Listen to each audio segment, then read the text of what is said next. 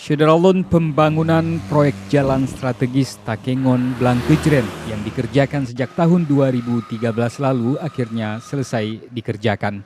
Jalan dengan total panjang 137,8 km ini bahkan sudah diresmikan Selasa kemarin.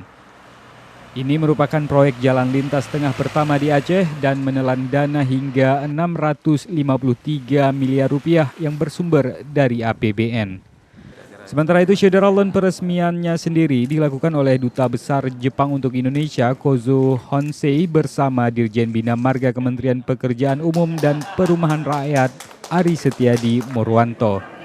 Ya, semuanya lah ya, jadi kita tingkatkan jalan-jalan pengalaman kita buat Provinsi Aceh tetap terus harus. Dari Takengon, Budi Fatria, Serambi On TV.